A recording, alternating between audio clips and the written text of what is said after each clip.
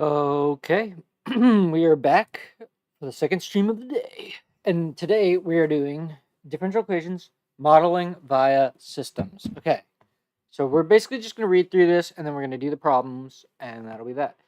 In this section, we discuss models of two very different phenomena: the evolution of two populations in a predator prey system and the motion of a mass spring system.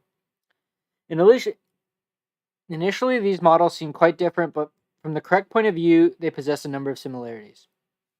The predator-prey system revisited. We begin our study of systems of differential equations by considering two versions of the predator-prey system. Call R of t is the populations of prey, and F is the predators. We assume non-negativity. One system of differential equations that might govern the changes is this. This is an example. The 2R term represents exponential growth of prey in the absence of predators. The minus 1.2 RF corresponds to the negative effect of the negative effect on prey of predator-prey interaction. The minus F term corresponds to the assumption that the predators die off if there are no prey. And the positive, and then the okay, yeah. So basically, what they're saying is that, like, all right, imagine F is 0, then this is just going to grow exponentially. Now imagine R is 0, then this is going to decay exponentially. But, however, this increases because when the foxes eat the rabbits.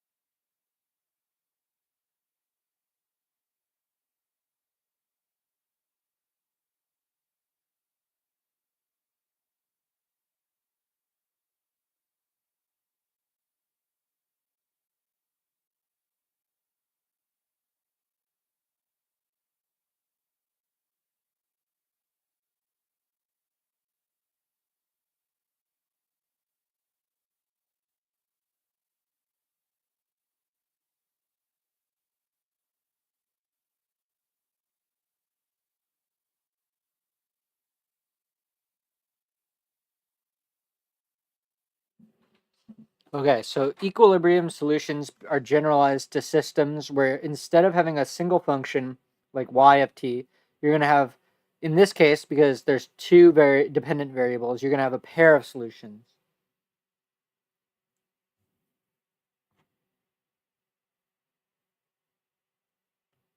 Okay, they factor out.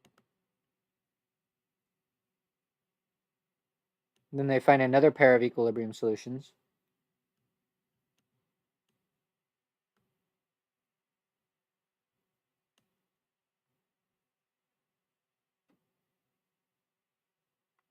They're just enough prey to support a constant predator population.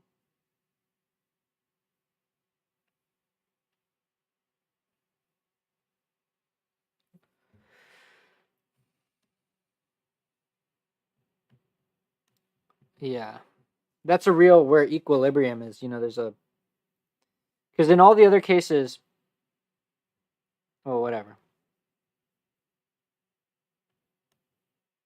For certain initial conditions, we can use the techniques we've already developed for first order equations to study systems. If R equals 0, then the first equation in this system vanishes. Therefore, the constant function R of t equal to 0 satisfies this differential equation no matter what the initial condition we choose for F is. In this case, the second differential equation reduces to minus F. F dot equals minus F and decays exponentially.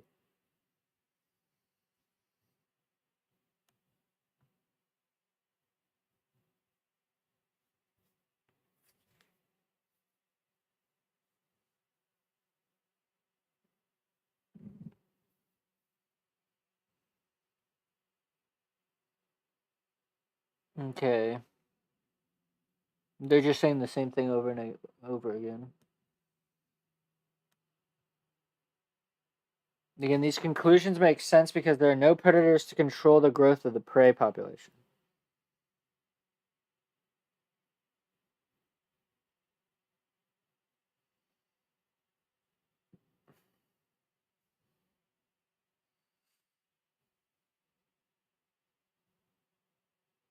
Okay, graphs. Here we go. In order to understand all solutions of this predator-prey system, it is important to make note that the rate of change of either populations depends on both R and F. So we need two numbers, an initial value of R0 and an initial value of F. So the initial condition for a system is just you need an assignment for all of them, which are then used to determine the initial values of R dot and F dot. This initial condition yields a solution of the system which consists of two functions, R of t and F of t, taken together satisfy the system of equations. For the study of solutions to systems of differential equations, there is good news and bad news. The bad news is that for many systems, there are few analytic techniques that yield formulas for the solutions. The good news is that there are numerical and qualitative methods that give us a good understanding of the solutions, even if we cannot find analytic representations of them. For example, if we specify the initial conditions R0 is equal to 1 and F0 is equal to half, we can use numerical method akin to Euler's to obtain approximate values for the corresponding solutions R of t and F of t. We will develop this method in 2.5.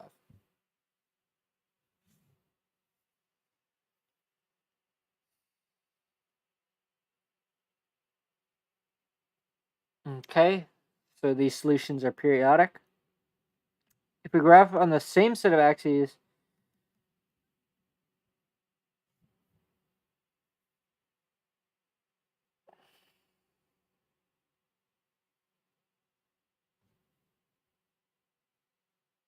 although this graph is somewhat misleading because there are really two scales on the vertical axis, one corresponding to units of prey and one corresponding units of predators, it does not. It does provide information that is hard to read from the individual graphs. For example, for this particular solution, we see that the increases in the predator population lag the increases in the prey population, and that the predator population continues to increase for a short time after the prey starts to fall. Yeah.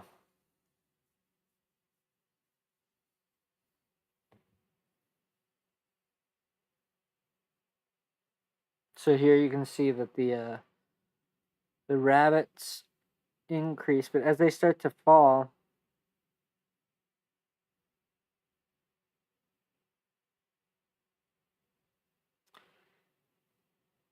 perhaps the most important observation that we can make from this graph is that both predators and prey seem to repeat with the same period.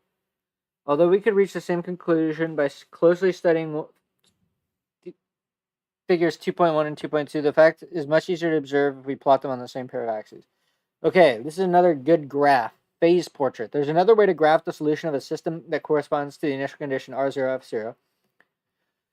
Given R of t, F of t, and a value of t, we can form the pair R of t, F of t, and think of it as a point in the RF plane. In other words, the coordinates of the point are the values of the two populations at time t. As t varies, the pair R of t, F of t sweeps out a curve in the RF plane.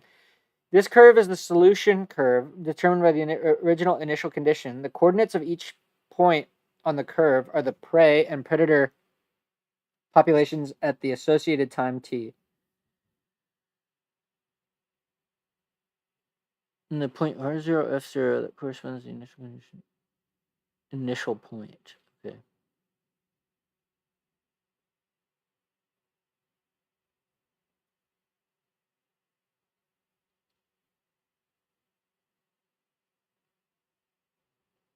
Okay, so that's what the arrow is. You have this initial condition that traces out this closed curve. You see that? Look at that. It's kind of jagged.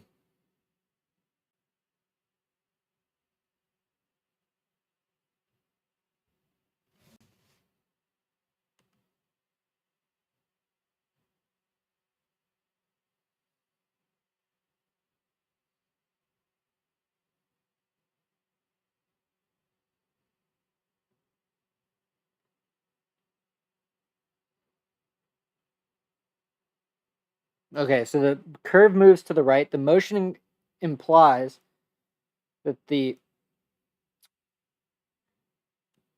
prey are increasing, but that the predators initially stays relatively constant. Near r equals 3, the solution turns significantly upwards. Thus, predator population starts increasing significantly.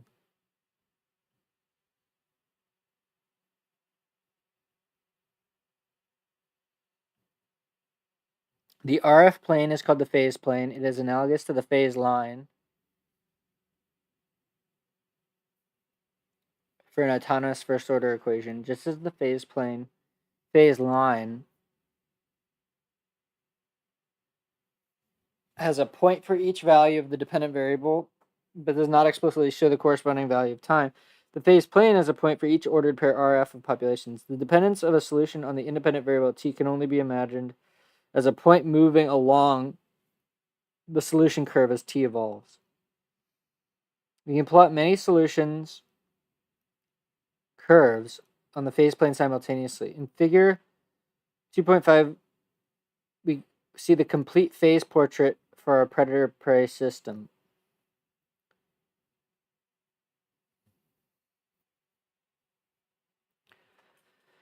We restrict our attention to the first quadrant. Equilibrium solutions are solutions that are constant, and consequently they produce solution curves where R and F never vary.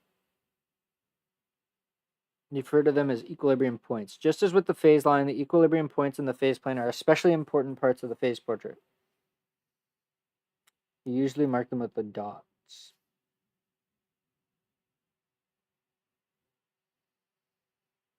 All other solutions yield curves that loop around the equilibrium point in a counterclockwise fashion.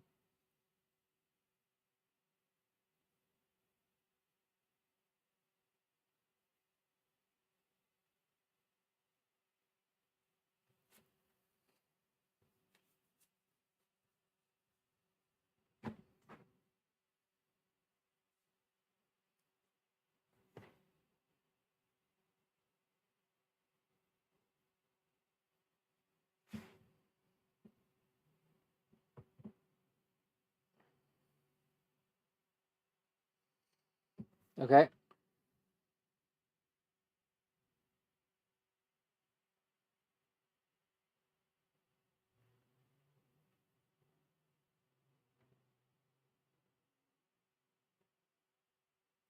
Okay, now we modify the predator-prey system so that the prey grow logistically as opposed to exponentially in the absence of predators.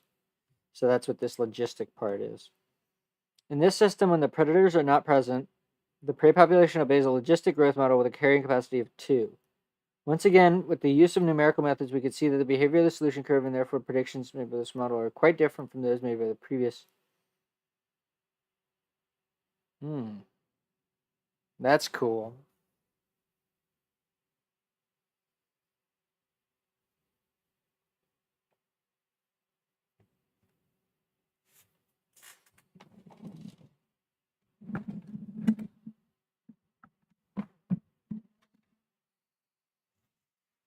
Okay.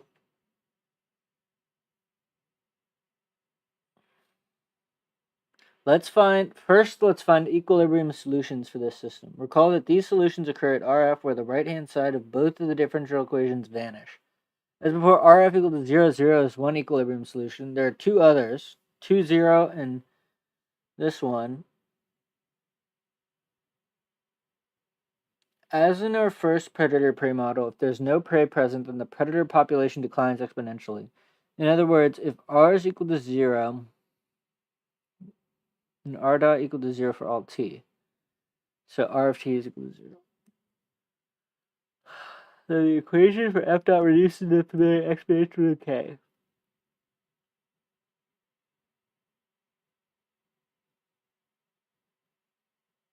In the absence of predators, the situation is somewhat different. If F is equal to 0, we have F dot is equal to 0 for all t.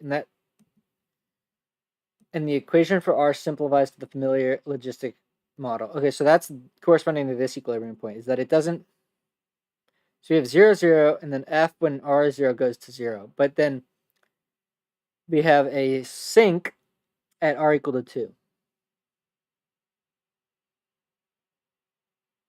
Okay, when both R and F are non-zero, the evolution of the two populations is more complicated. In figure 2.6, we plot 3 solution curves for t greater than or equal to 0. Note that in all cases, the solutions tend to the equilibrium point A, which has coordinates RF equal to whatever. Once we have the solution curve that corresponds to an initial condition, we know what the model predicts for the solution that satisfies this initial condition.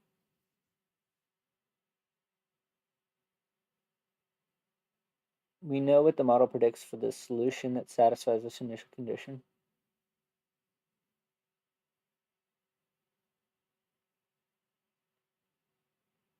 For example, we see that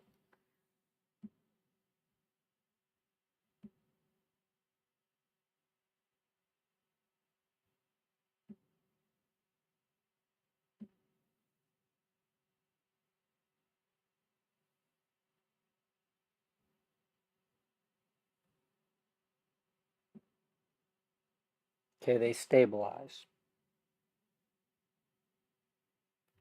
You know what I wonder is, I wonder if what happens if we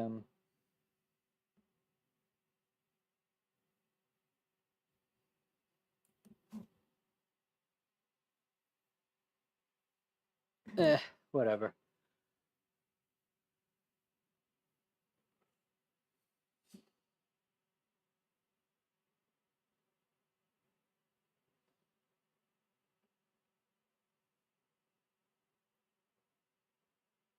All right, so that was the first example. All right, the second example is the motion of a mass attached to a spring. At first glance, the standard model of the motion of an undamped mass spring system seems quite different from the population models that you've just discussed, but there are some important similarities in the corresponding mathematical models. Consider a mass that is attached to a spring that slides on a frictionless table.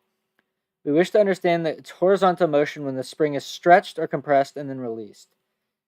In order to keep the model as simple as possible, we assume that the only force acting on the mass is the force of the spring. In particular, we ignore air resistance and other forces that would dampen the motion of the mass. There are two key quantities in this model. A quantity that measures the displacement of the mass from its natural rest position,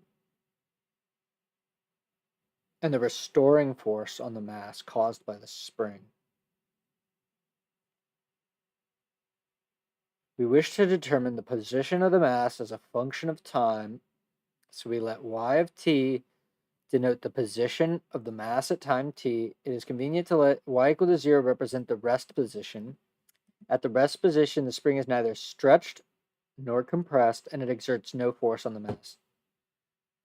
We adopt the convention that y of t less than 0 if the spring is compressed. The main idea from physics we needed to derive the differential equation that models this motion is Newton's second law, F equals ma. The force F is equal to the mass times the acceleration. Since the displacement is y of t, the acceleration is d2y over dt squared. If we let m denote the mass, then Newton's second law becomes F is equal to the mass times the second derivative of y with respect to time. To complete the model, we must specify an expression for the force that the spring exerts on the mass. We use Hooke's law of springs as our model for the restoring force Fs.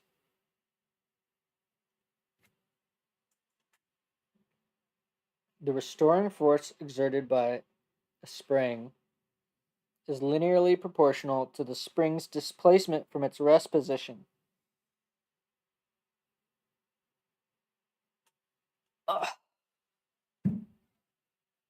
Is directed toward the rest position. Okay, so let's say if y is 1, then we want, let's see, the restoring force exerted is proportional to this. So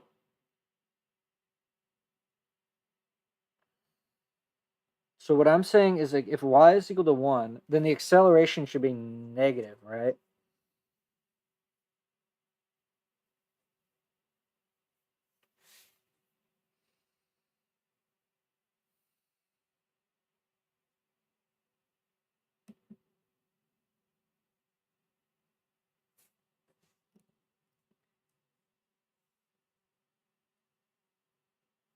Okay, yeah. So basically, what it's saying is that it's in the opposite. The force is in the opposite direction of whether it's stretched out or not. And this is sort of just a convention type of thing because we could have had it the other way, but this is the most intuitive. And k is just a constant. Okay, so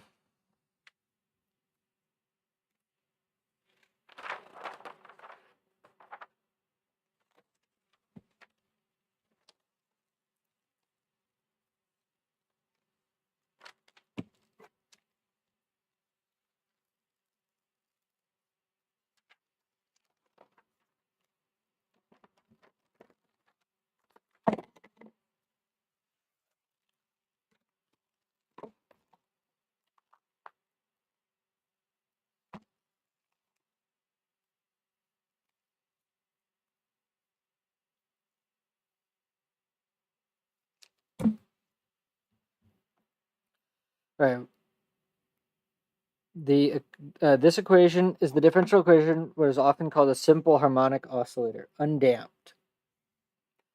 Since the equation contains the second derivative, it is a second order differential equation. The coefficients m and k are parameters that are determined by the particular mass and spring involved.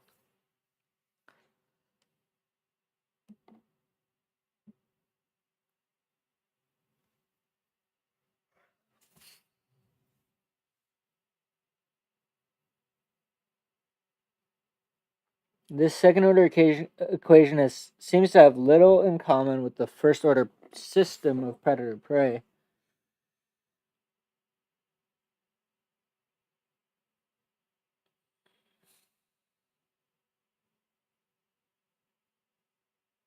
Once we attempt to use this second order equation to describe the motion of a particular mass spring system, the similarities start to emerge. For example, suppose that we want to describe the motion of the mass. What do we need for initial conditions? Certainly we need an initial condition for the initial displacement, but why not alone refers does not alone determine the subsequent motion of the mass. The answer is no, because we cannot ignore the initial velocity. For example, the motion that results from extending the mass spring by 1 foot and releasing it is different than the motion that results from extending the system by 1 foot and then pushing it with an initial velocity of 1 foot per second. There is a theory of existence and uniqueness for solutions to this equation, just as with first order equations. This theory tells us that we need two numbers, y0 and v0 for the velocity.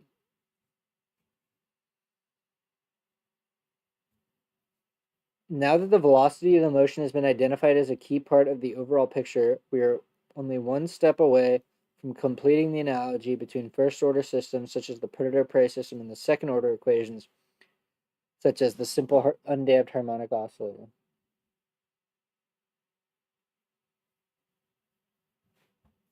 If we let y of t denote the velocity of the mass at time t, then we know from calculus that v is equal to dy dt.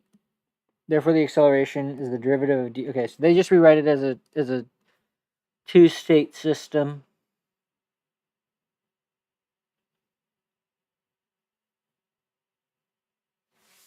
You know what? Let's do it. I'm curious.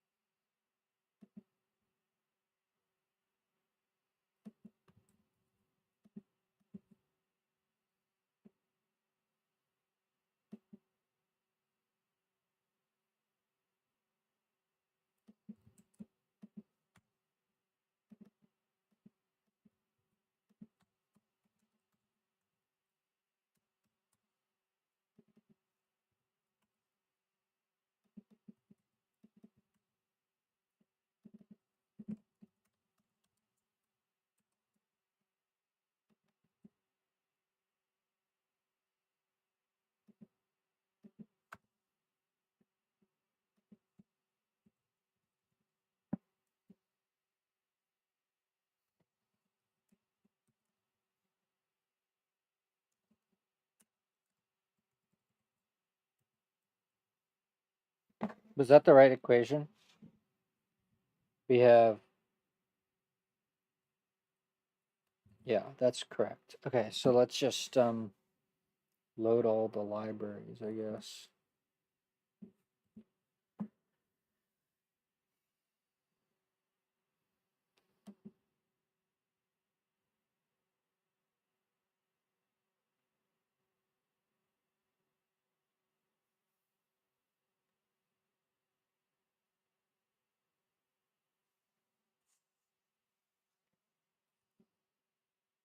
Okay, well, while we wait for that, let's just keep reading.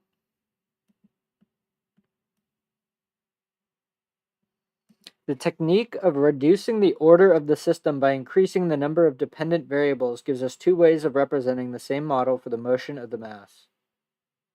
Each representation has advantages and disadvantages.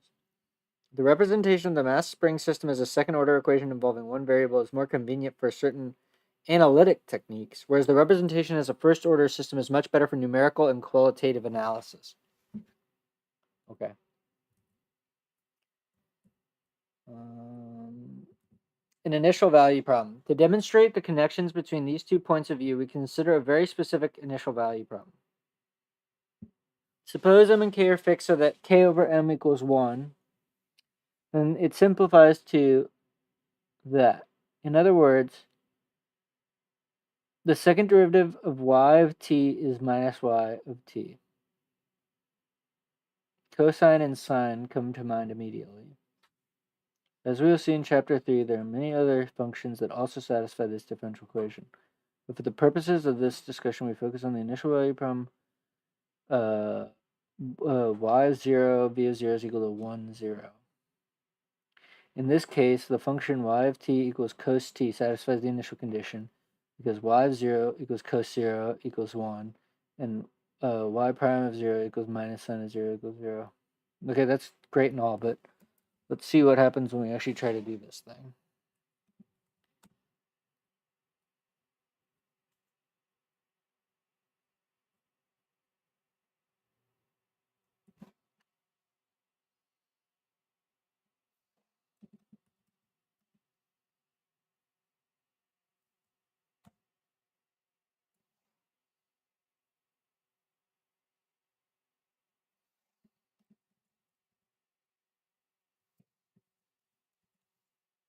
What?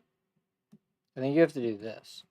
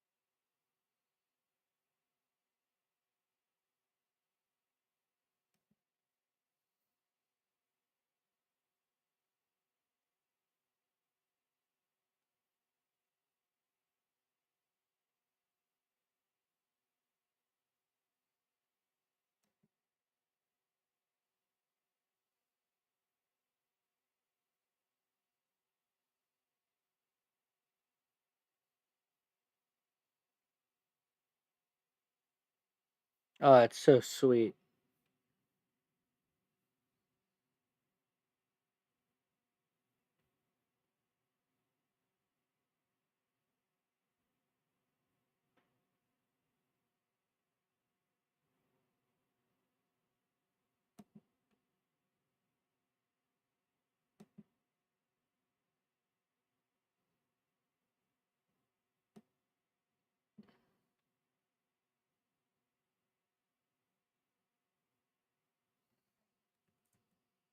Okay.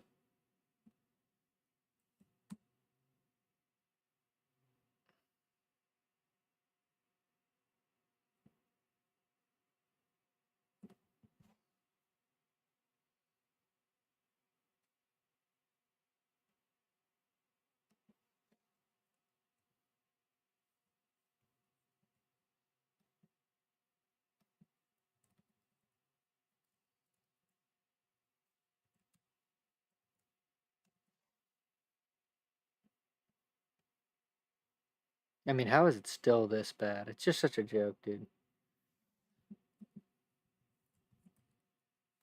What do they call it now?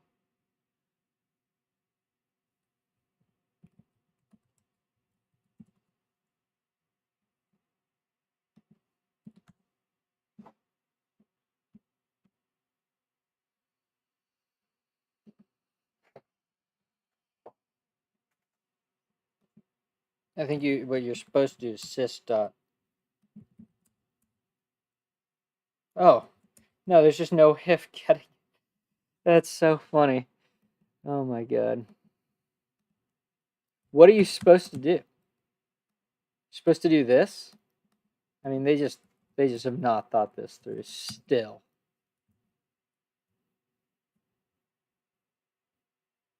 It's just kind of hilarious. Oh, this is what you're supposed to do?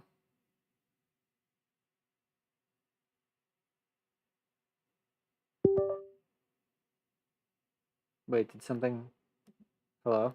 Test?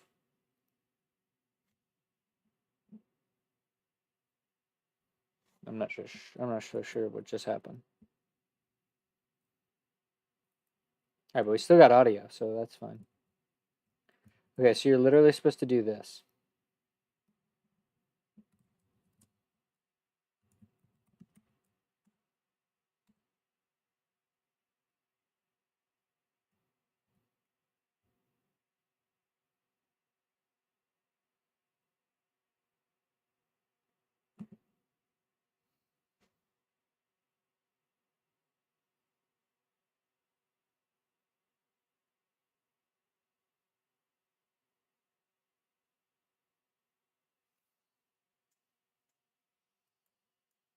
Alright, well, at least it worked.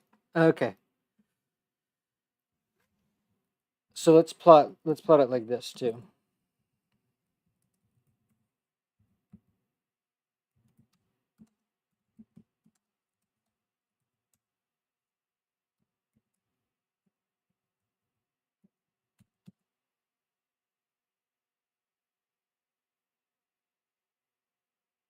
Wait.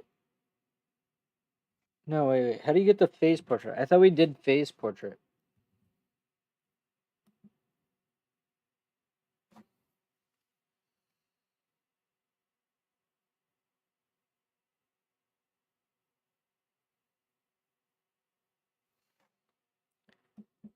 Um Wait, let's do this.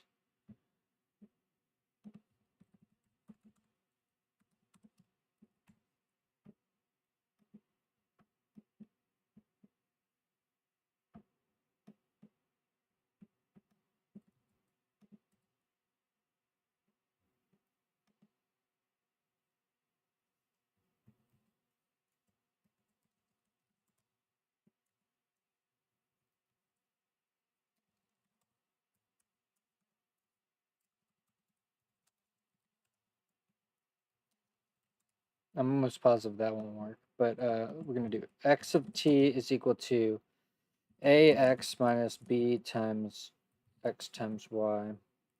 Oh wait. Let's just say 1 and y is equal to 1. Then we do dx ax minus b times x times y, and dy is with it. Yeah. Okay. This is going to be called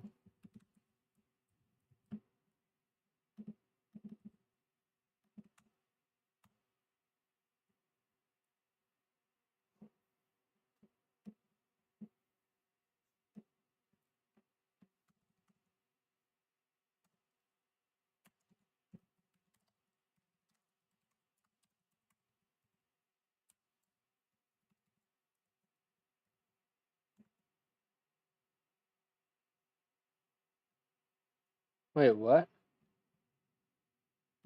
I swear I had a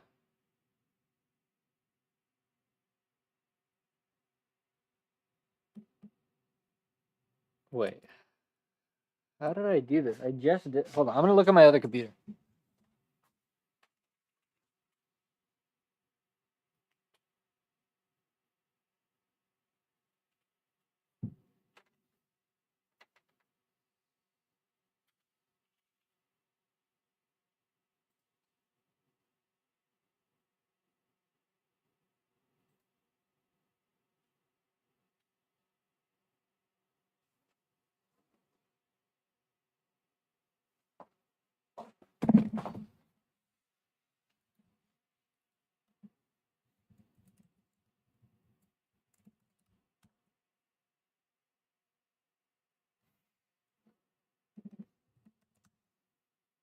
Wait, what?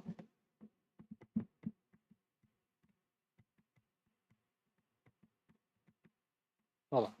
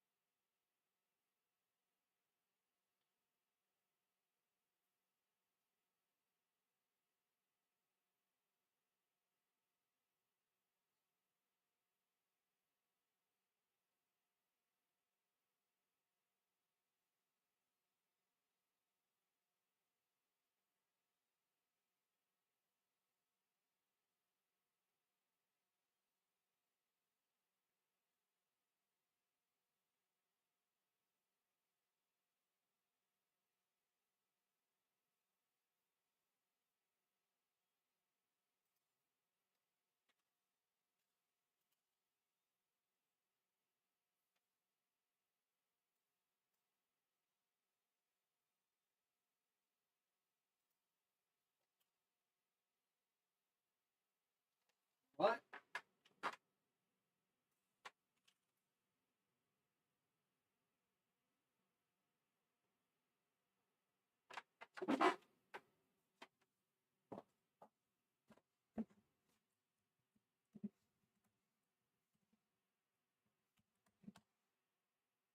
Hilarious. That's hilarious. If you change this to from a list to a tuple, it completely changes what the graph means. Oh my gosh, they just don't know how to do anything over there. That's silly though. All right, I don't care though. But that is super funny. It's like basic stuff is totally nonsensical. Come on, guys.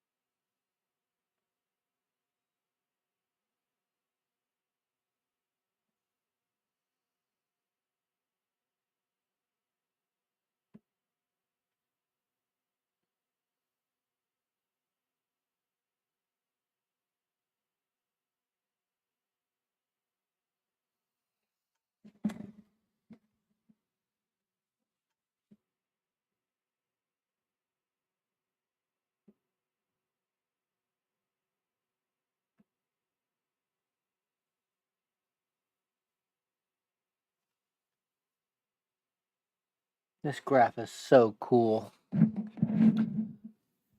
What a nice graph. All right, cool. Let's do the problems. All right, we're going to read through these. All right, so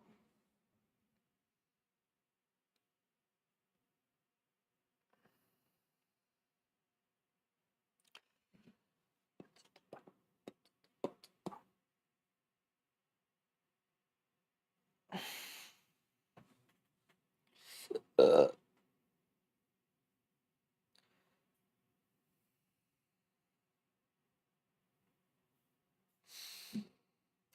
All right. I'm just going to write these down. X dot equals 10x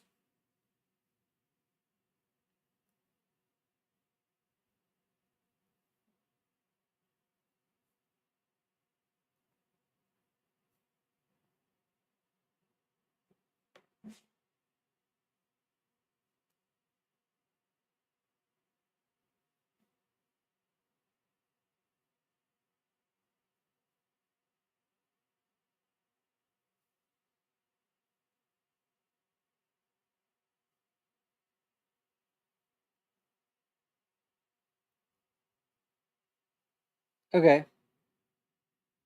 In one of these systems, the prey are very large animals and the predators are very small animals.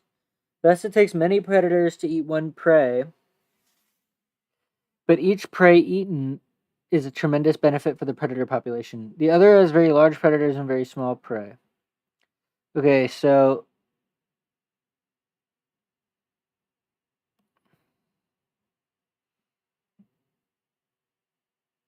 this one, since this one, okay, so for problem one, determine which systems is which. So for the first one, y dot increases only a small amount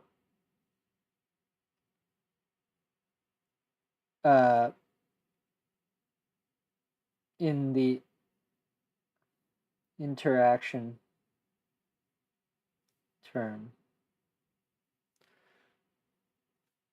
but decreases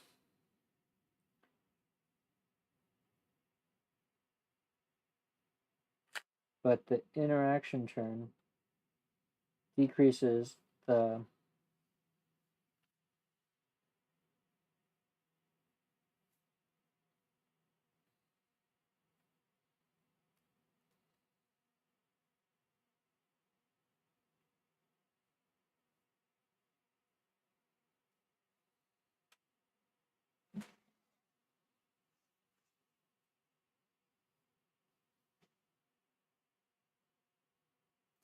okay, so in this case, the 20xy means that that x must be pretty high.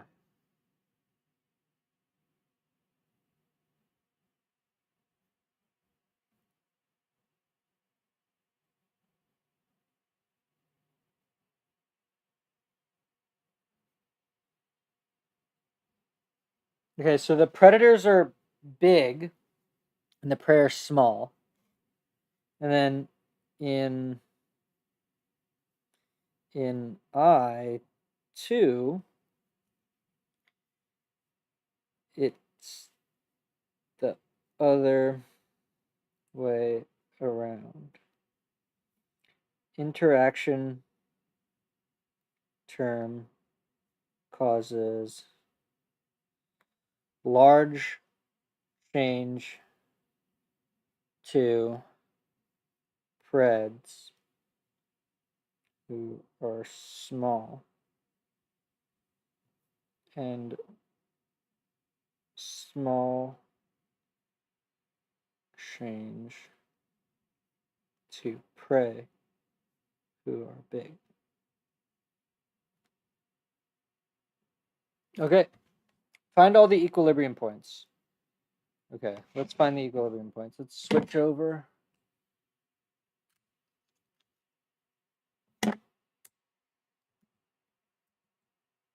Hello. Okay, let's see. We're not getting anything.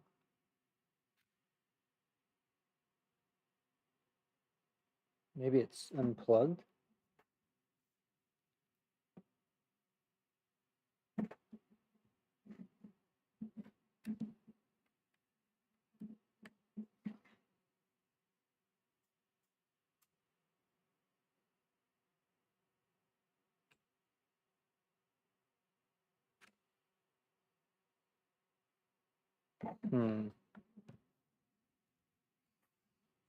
Let me figure out what's going on here.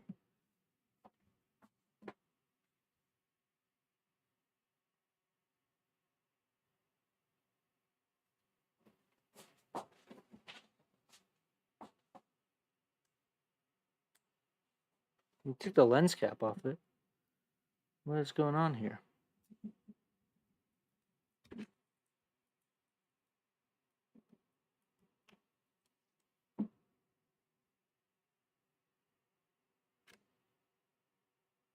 No, I know. I'm trying to fix it.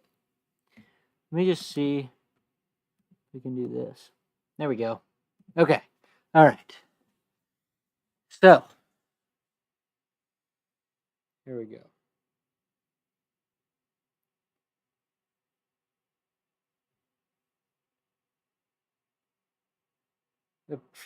This camera is so brutal.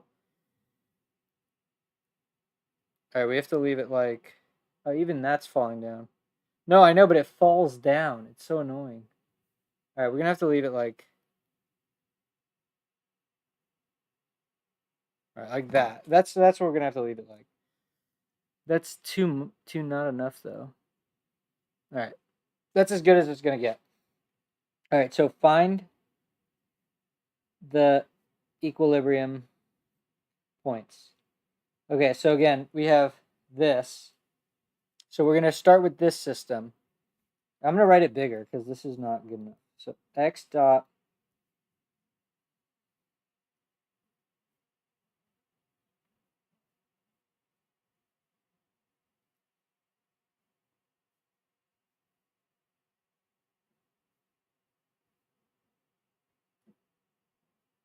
okay, so we're finding the equilibrium solutions to this problem.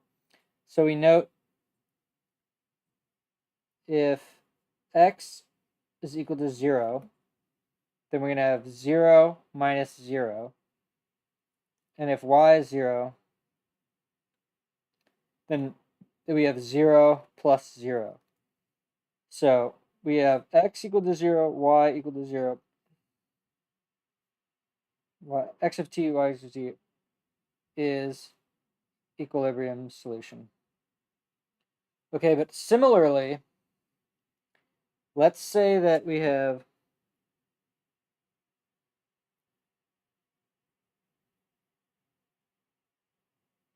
let's say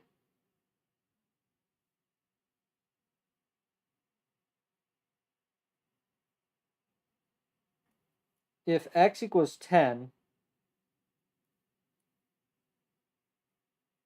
okay, so let's say if x equal to 10, then we're going to get 0 is equal to Yeah.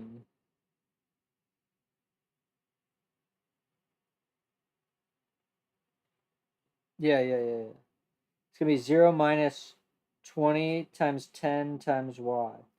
So if we want this to be 0, y has to be 0. So x of t equal to 10, y of t equal to 0 is another equilibrium solution. So we have this one. We have this one. But then I think there's another one.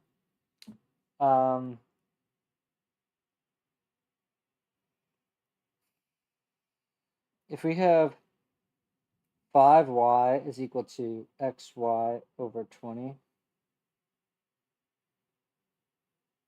or rather we could also do y times minus 5 plus x over 20. If we want this to go to 0, we say x over 20 is equal to 5, x is equal to 100. If x is equal to 100, this goes to 0.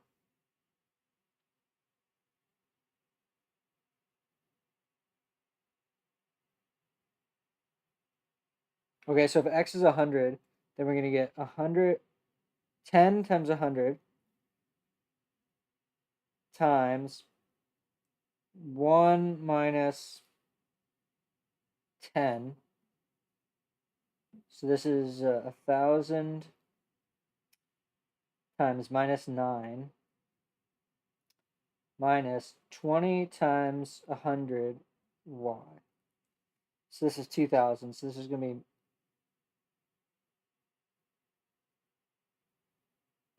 minus 2,000.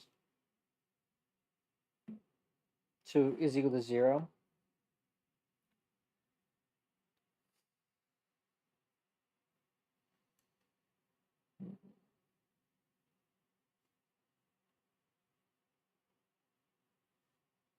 Okay, so we should have 9,000 is equal to minus 2,000 y. Divide both sides by 2,000. We get y is equal to minus 9 over 2 for x equal to 100. However, this is not an equilibrium solution because y can't be negative since it refers to a population.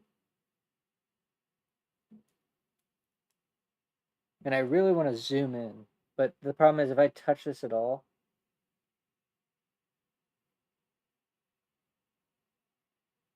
all right, that's way better. All right, so that's the first one. All right, we're going to redo the second one. We're going to find the equilibrium points of that. So we have the system is x dot is equal to 0.3x minus xy over 100, and y dot is equal to 15y.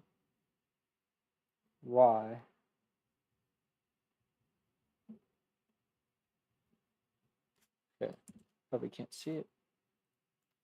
Okay, thank you.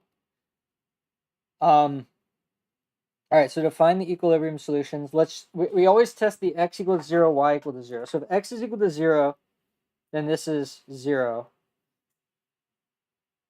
If y is equal to 0, yes, so the first one is x of t is equal to 0, y of t is equal to 0. But now let's try the harder ones. We're going to say, let's say y of t is equal to 15. If this is 15, we're going to get 15 times 15 times 0 plus 25 times 15 times x. And we want this to be equal to 0. So what is 25 times 15? It's 125 plus 250, 375. So wait. 0 is equal to 375x. Let me just check that that's true. 25 times 15. All right. But in any case, it doesn't matter because x equals 0. So we have x of t is equal to 0. So we have those two solutions. But now we want to find if there's maybe one more. So let's say for this, we factor out the x. We get x 0.3 minus y over 100. So if we do y over 100 is equal to 0.3, then we get y is equal to 30. If y is 30, we're going to get 15 times 30 times minus 2, right? Or minus 1. 1, yeah, minus 1. Plus 25 times 30x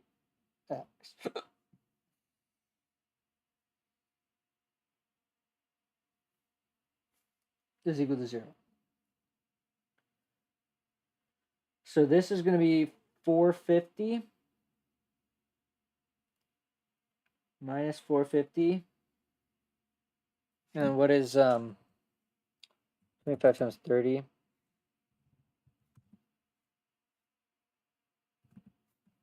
So we have, so we're going to end up with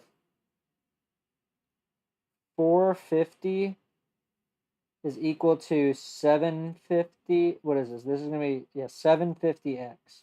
So what is, so what is 45 over 75? It's 3/5. So x equals, so yeah, so x equals 3/5.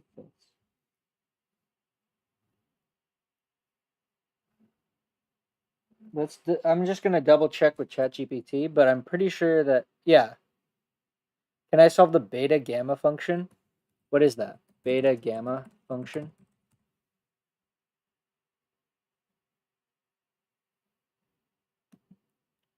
Oh, I don't know any of this special integral stuff, man. I don't know what this is at all. I know what the gamma function is, right? It's just the generalization of the factorial function basically to an algebraically closed field. Nice. Daniel Bernoulli. Okay, wait. Let's just double check that. I mean, if you got the same answer as me, then we probably both got it right. But let's just do this, just in case.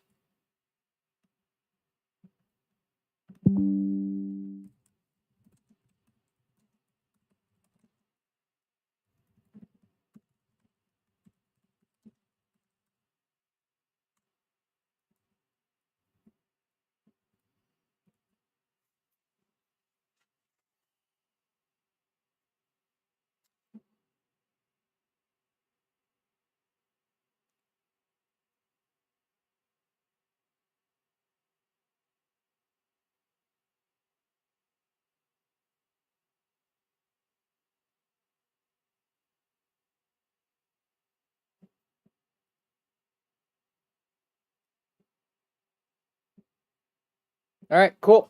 We got it right. I code in whatever I want. I like Mathematica. I like Julia. I like Rust. I like Python somewhat. Okay. Problem 3. Suppose that the predators are extinct at time t0 equals 0. For each system, verify that the predators remain. Wait, suppose that the predators. So y of t is equal to 0. For each system, verify that the predators remain extinct for all time. All right.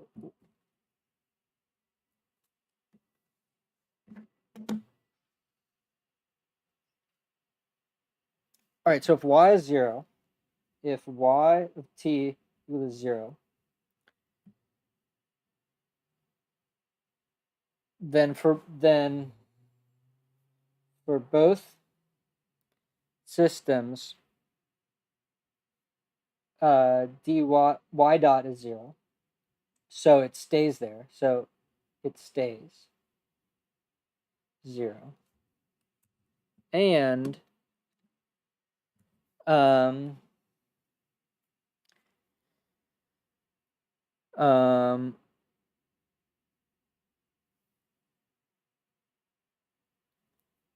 because all right, so here we'll just spell it out because in I we have y dot equals minus 5 times 0 plus x times 0 over 20 is equal to 0. And then for I, double dot, we get 15, or wait, y dot is equal to 15 times 0 times 1 minus 0 plus 25x times 0. So this goes to 0, and this goes to 0. All right, so that's number 3. Number 4, for each system, hello, yes, I'm a student. For each system, describe the behavior of the prey population if the predators are extinct. For each system, describe the behavior of the prey population if the predators are extinct. Sketch the phase line for the prey population. Sketch the phase. Okay, so let's just draw a line.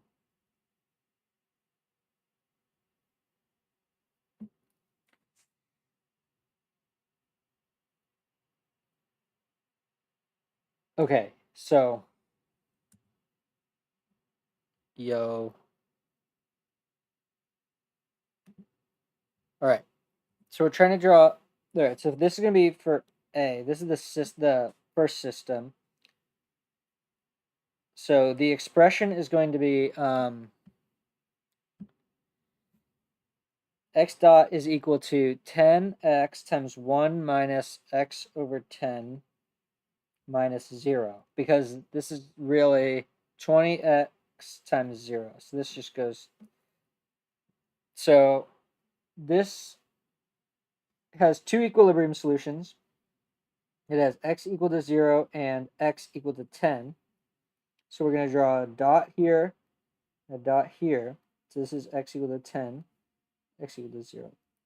So now what we can do is we'll just to do this 10x minus 10x squared, and this just becomes x squared, so the 10's cancel. So now if we take the second derivative, f prime is equal to 10 minus 2x. So this is called the linearization test. So if we plug in 10 here, we're going to get 10 minus 20, and that corresponds to the graph where we have like this. This is a 0 like this. So this is a plot of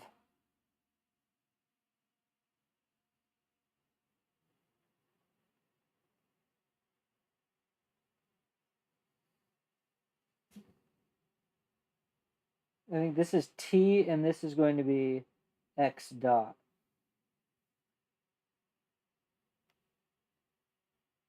Is that true? Let me go back to the section on bifurcations and double check. Okay, so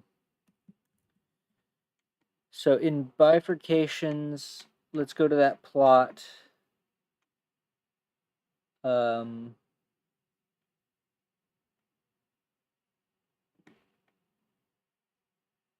Where is the linear? Oh, it's linearization.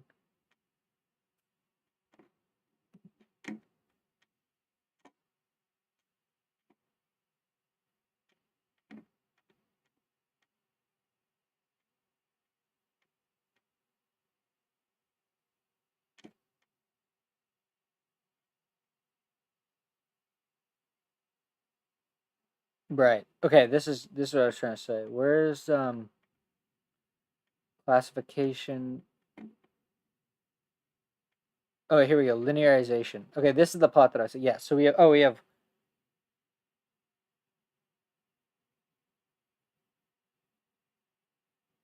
this isn't t, this is x. Okay. So we have x and x dot. And if x is less than this 0, but the slope is positive, it's gonna be a sink. Okay. All right, just reviewing the linearization. So then this So f prime of 10 is equal to 10 minus 20 is less than 0. Therefore, it's like this and it's a sink. So you draw these arrows on here. And then for 0, we're going to get 10. So this is a source. So that's the phase line.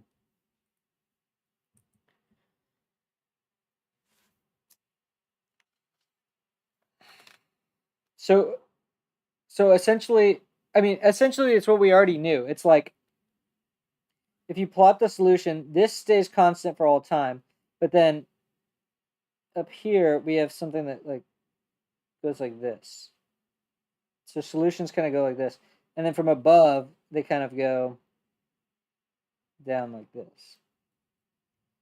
So this is when Fred's extinct, the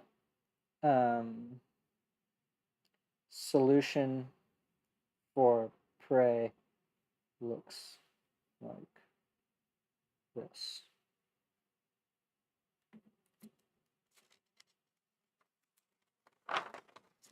Okay, for the next system,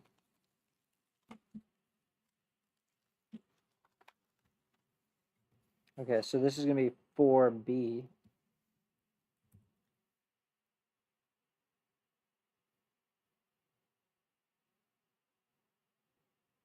Okay, for 4B, again, we're assume Fred's extinct. So y of t equals 0 for all t. All right. The system is then x dot is equal to 0.3x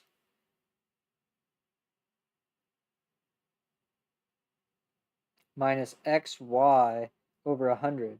But this goes to 0. So then the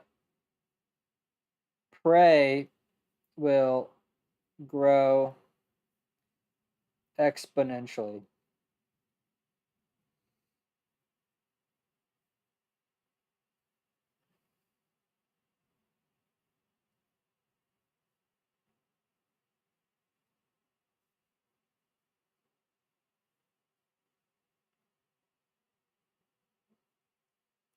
So the phase line is going to look like this. So if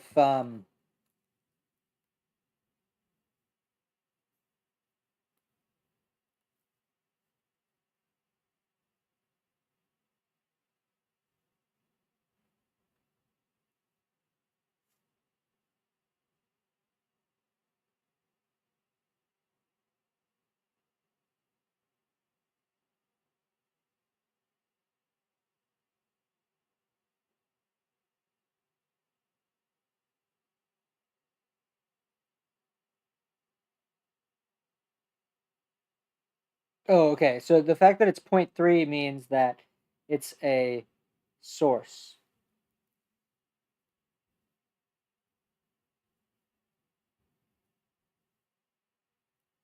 So x dot equal to 0.3x. We say 0.3x equal to 0, so x equal to 0 is an equal solution. Okay, so there's one equilibrium solution. It's that when, and it's when the population is extinct.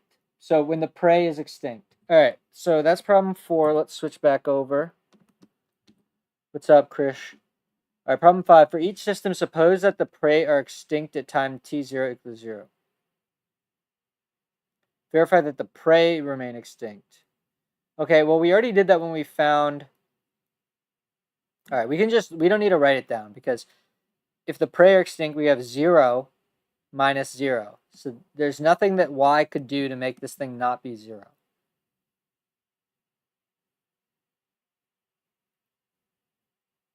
Here, we're going to have a 0 minus 0. So y still can't do anything to make this thing, make the derivative increase above 0. So We just verified that. For 6, for each system, describe the behavior of the predator population if the prey are extinct. Okay, we'll do that one. We'll do 6. Okay, so assume that the predators so y of t. Wait.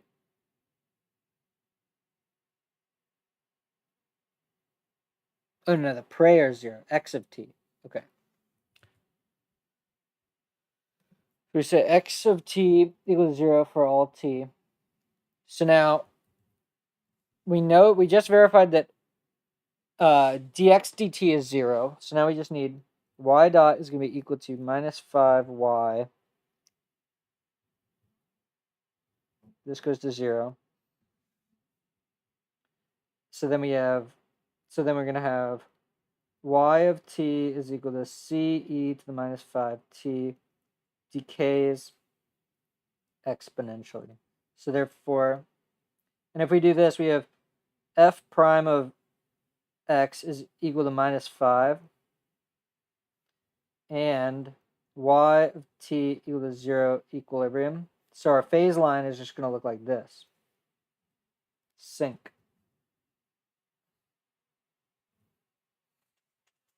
Okay, now for b, we're going to have y dot is equal to 15y times 1 minus y over 15 plus 25xy. This goes to 0. But we're going to actually have two solutions. We're going to have y equal to 0 and y equal to 15 as equilibrium. So then we can do this. This is our phase line. This is going to be 15 and this is going to be 0. F prime is going to be equal to, so we're going to have 15y minus y squared. So f prime is equal to 15 minus 2y. So for 15, this is going to be negative. So for f prime of 15 is less than 0 because it's 15 minus 30. So this is a sink. And then this is a source because it's positive. So that's the phase line. That's what's going to happen.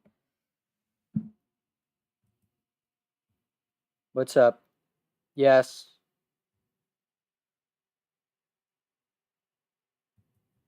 Okay, so we just did the first 6. Now we can move on to the next problem.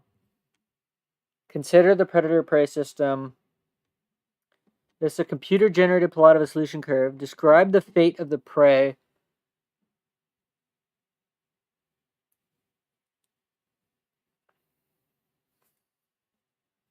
I'm going to write this down, but it's obvious. What they're saying is describe the fate of the prey and the predator population. So they oscillate until they decay to a balanced equilibrium.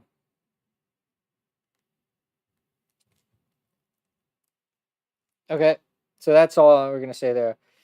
Consider this. Sketch. Okay, we'll do this one. I'm down for that.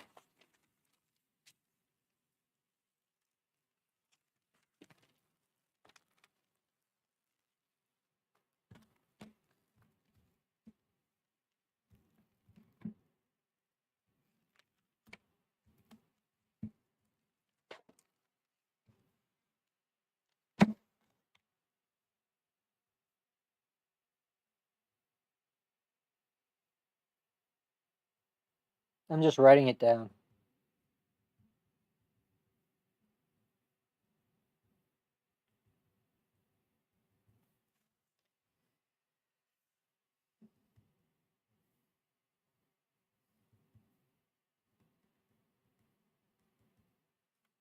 Okay.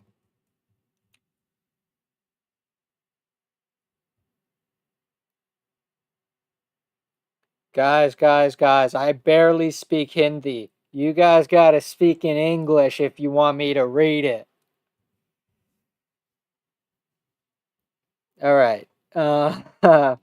Okay. Sketch R of t and f of t graphs for the solutions with initial points A. Okay, so A we don't need to do because it's just going to be two straight lines. So we're going to do A starting at B. And we're going to say B equal to, I don't know, 1 point. So this is going to be like, I don't know, 0.1 and 1.5.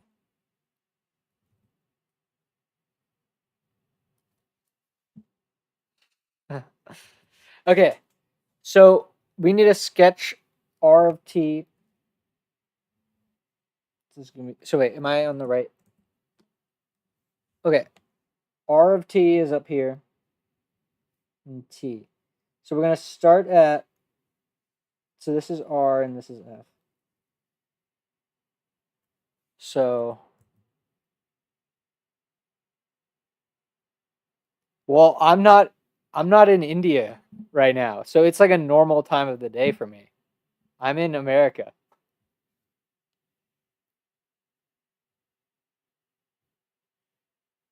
Krish is definitely speaking in Hindi.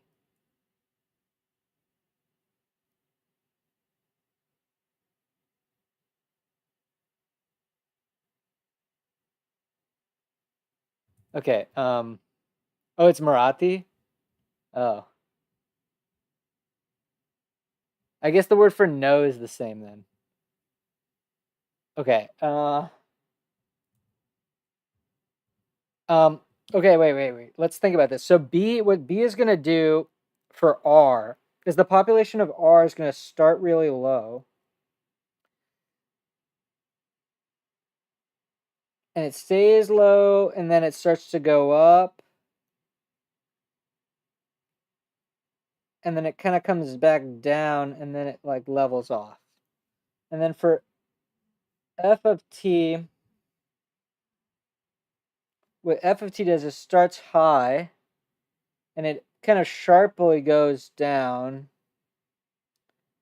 but then it sort of levels off and then it comes back up and levels off. Okay, we're not going to do the rest of this. Interpret each solution curve in terms of the behavior of the populations. Yeah, that's fine. All right, let's move on. Next one.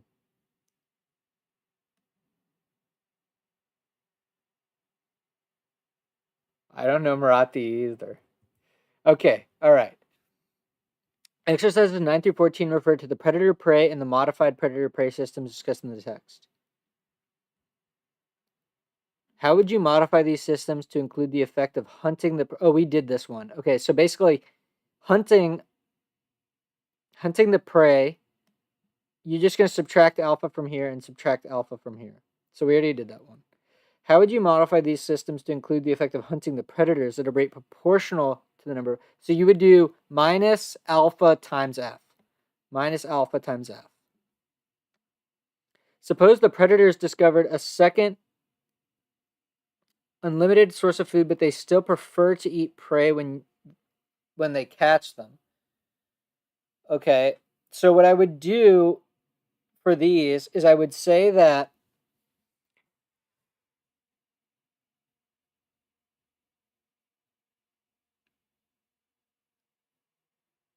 I would basically turn this from a negative to a positive, but I would put a very small constant in front of it. Same for this one. So I'd basically a bigger benefit on the interaction term, but let's double check. But I'm pretty sure that that's got to be the solution. So we're gonna go here.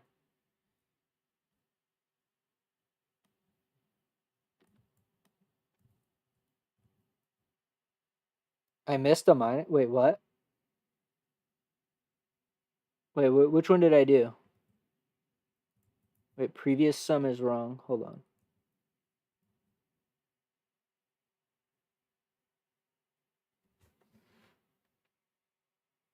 Wait, you're saying on number 9? Wait, which one was wrong?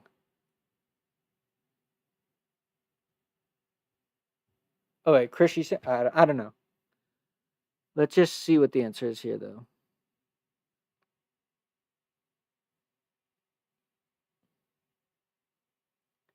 Yeah.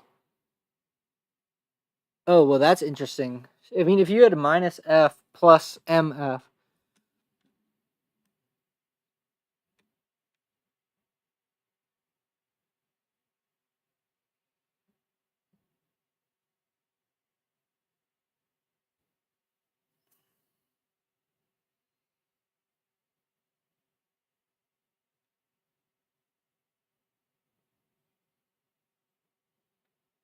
yeah, so it's just a matter of the parameters. That's kind of what I was expecting. Suppose the predator is found a second that is limited in supply. Limited in supply, you would basically add. All right, we'll do number 12. Number 12 is pretty good. So we're just gonna do it for one of them. Yeah, I thought it was correct too. All right, I'm gonna rewrite the problem. So we have r dot is equal to 2r minus 1.2 rf. And then we have f is equal to minus f plus 0.9 rf. Now we say there is a limit. Now, pred finds limited second food source. How to modify the system. Okay. So in general, if we have x times x dot is equal to x times 1 minus x, or even x over n, this is the logistic growth. So I would probably just make f dot equal to minus f plus 0.9 rf plus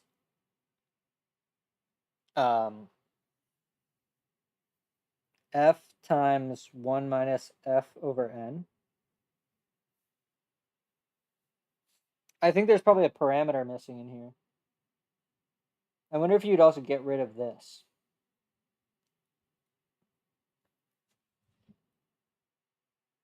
See ya.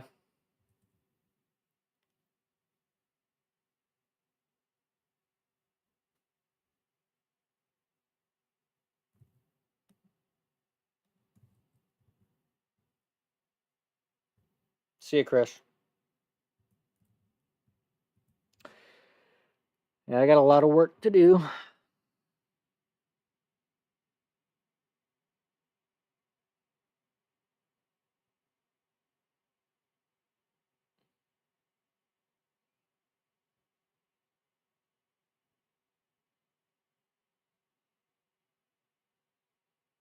Oh.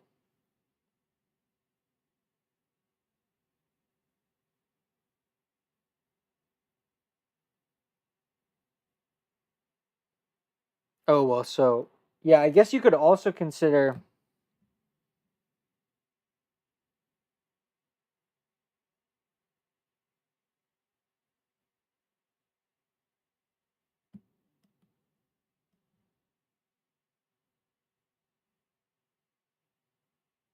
Okay, so there's two ways you could do it. You could also introduce a new thing called the supply of food, which is a new state that decays based on the interaction of how much there is, how much food is left, times how many, basically the product.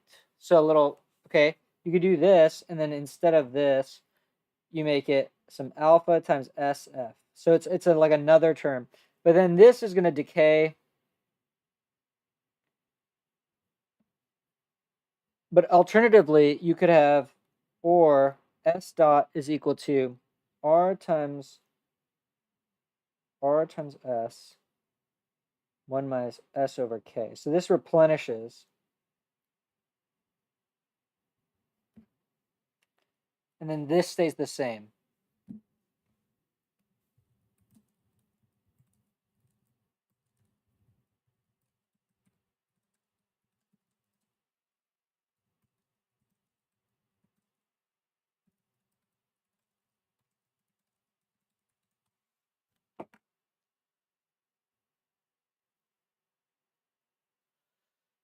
Thanks, guys. Okay, so yes, you could alternatively, yes. So what we did too is fine. You could add just RF times 1 minus F over K, or, N, or whatever you want to call it.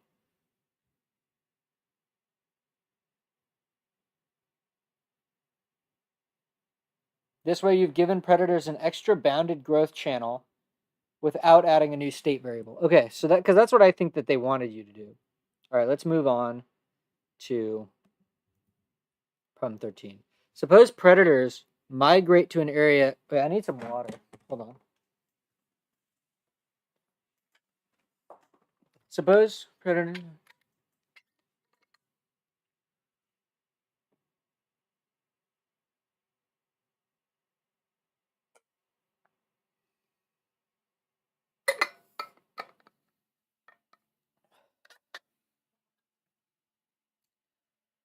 Wow. That one's kind of tough. Hold on, I think I'm gonna make a snack. I'm still kind of hungry. I'm gonna make some popcorn. But okay, let's do this problem and then I'll make popcorn.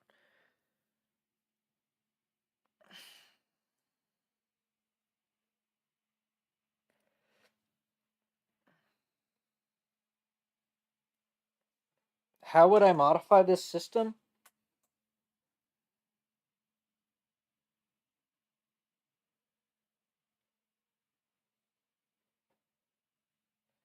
Oh, you know what I would do?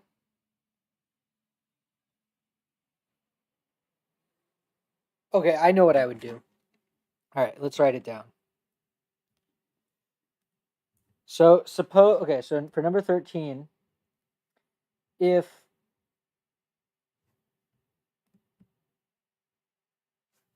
R is greater than 5F,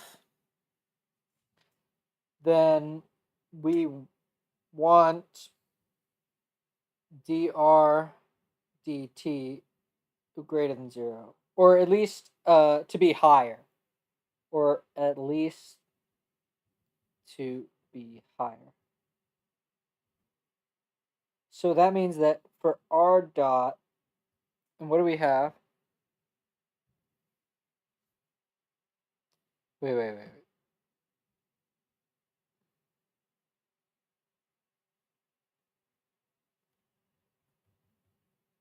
For F dot, we're going to get minus F plus 0.9. But then basically their population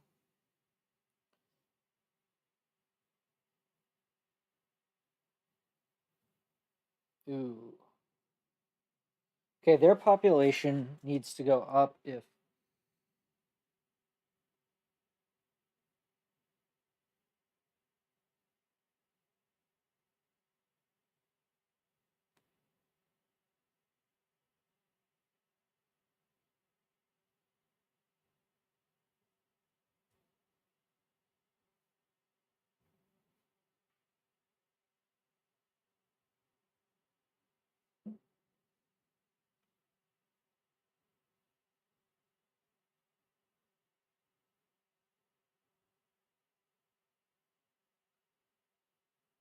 okay, we can do this and we can put a parameter here.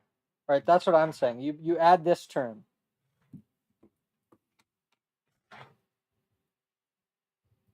All right, I'm going to double check my answer.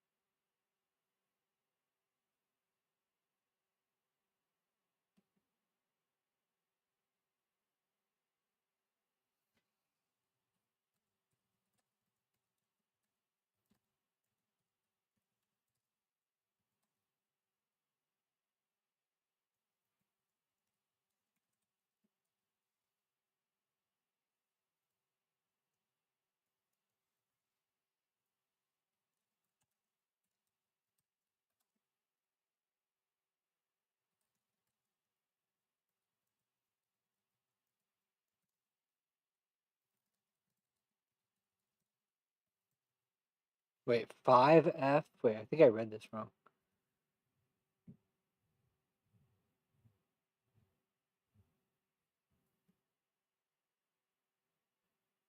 Oh, wait, we want it to be the other way around. We want this to be...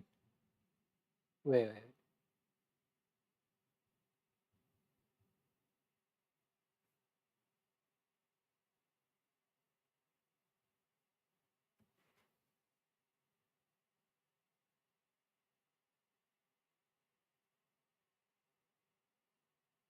Yeah, I think, okay, that's what we want.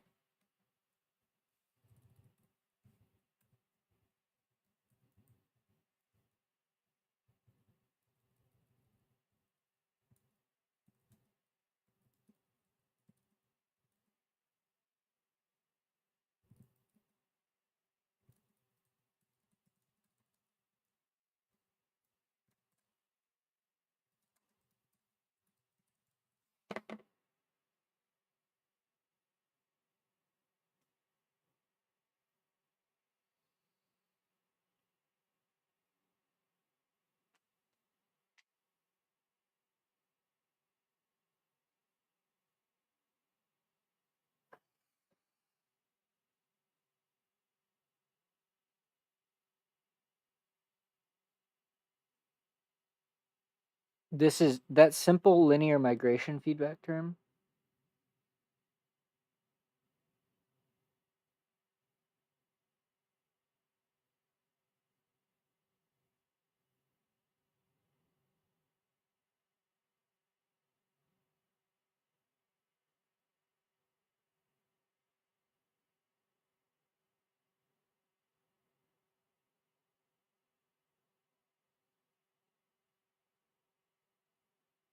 Okay, so the alternative is you could also do KF times R minus 5F. So then if so then even if it's 0, yeah, because this is actually smarter.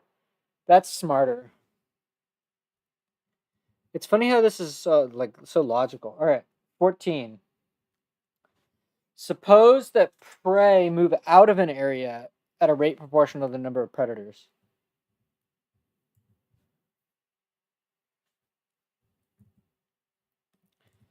Suppose prey move out of an area at a rate proportional to the number of predators. Okay, so all right.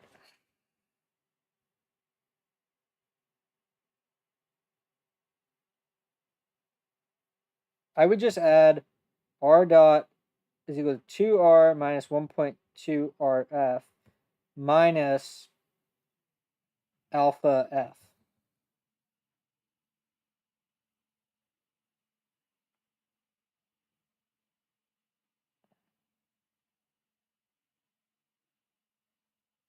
Alternatively, you could add like an R2, which is the population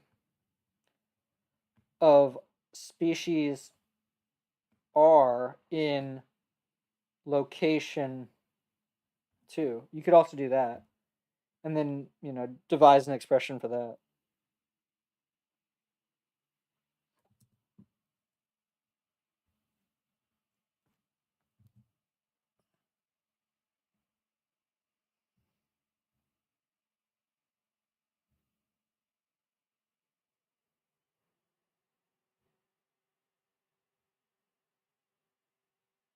All right, so let's read through some of these.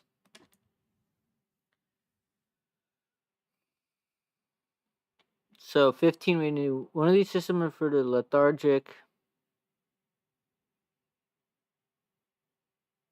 Okay, lethargic predators who seldom but can live a long time on a single prey. That's got to be these guys.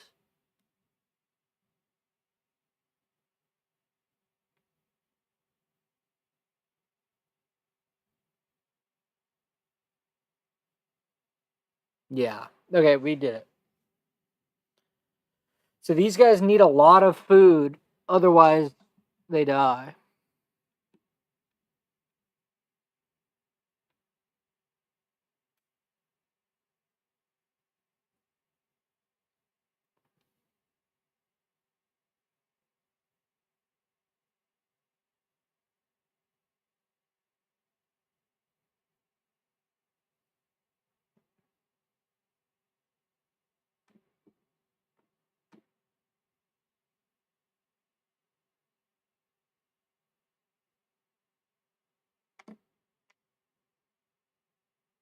Because weak prey consume resources but are not oh wow. That's crazy. The harsh reality is that damn, bro. Nature is wild, man. That's a crazy one for sure.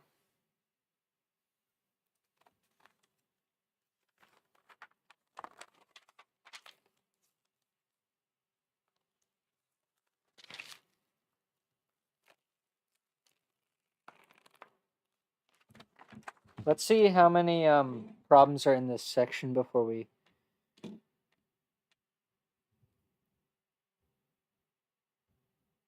Damn, there's 30. All right, let's just read through them all, and then I'll make my snack. There's a spider. Where's the spider? Bro, why is everyone always saying that there's spiders?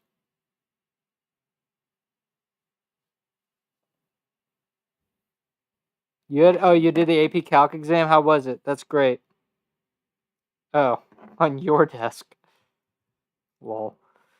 Okay, wait. So we're definitely gonna do 19 and 20.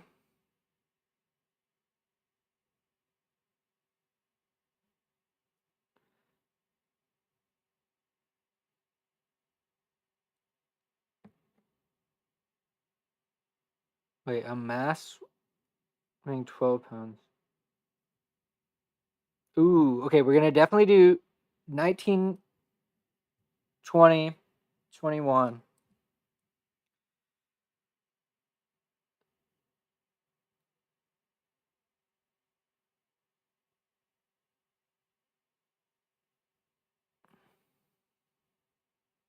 All right, I want to do all these physics ones because I'm not good at physics, and I figure it's gonna be on the test probably.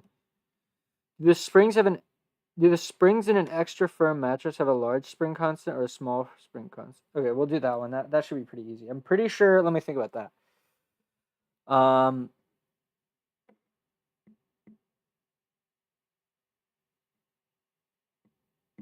They should have a high spring constant because their restoring force is high. Consider a vertical mass spring shown on the figure below.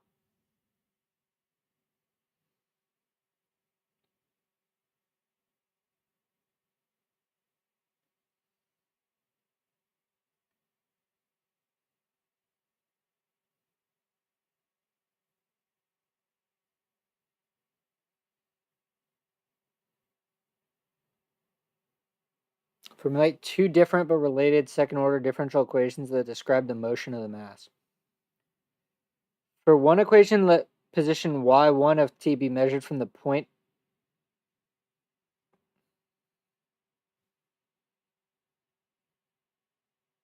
without the mass. The other equation,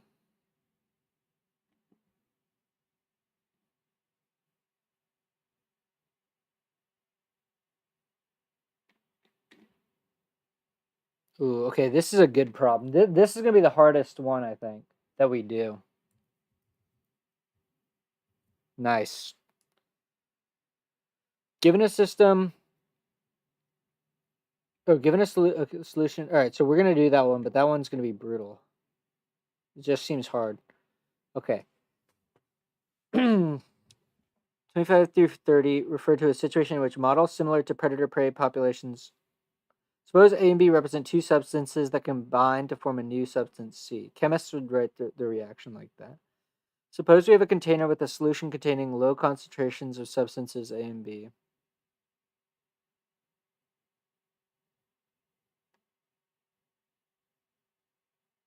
A of T and B of T represent the amount of A and B in the solution.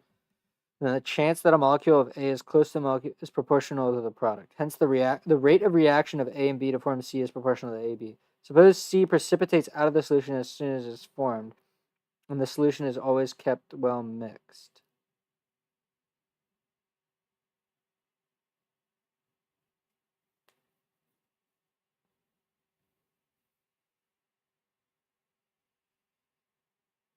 Okay, okay. 25 sounds fun. I think I know exactly what it is. It's gonna be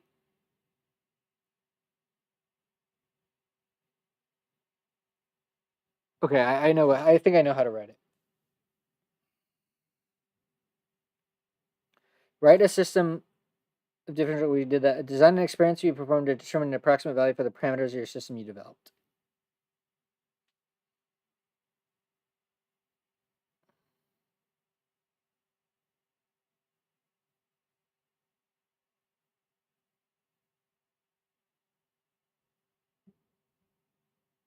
All right, we can do 25 through 30.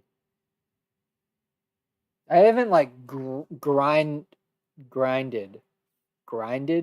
on Diffeek for a while. Okay, so all right, so we're gonna start on problem 19.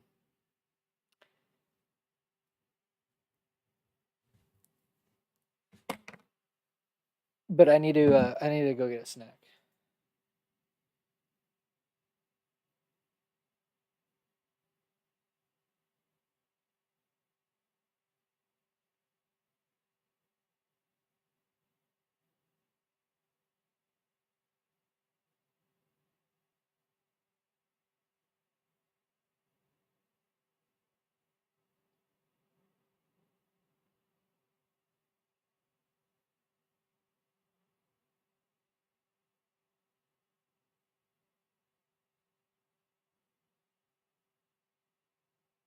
Okay, I'll be right back.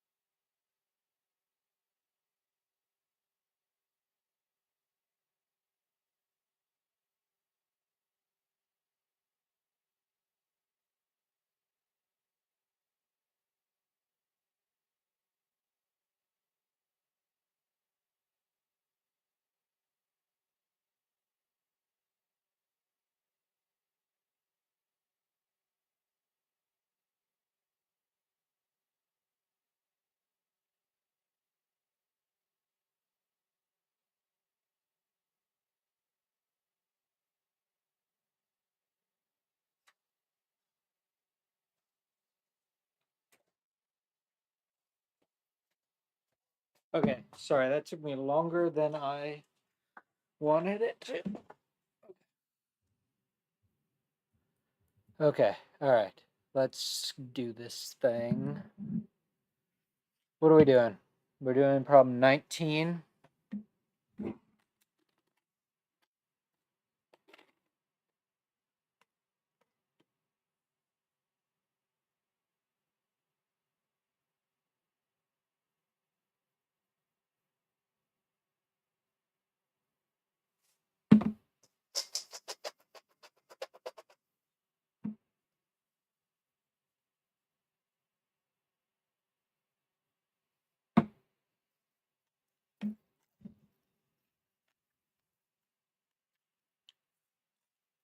Okay.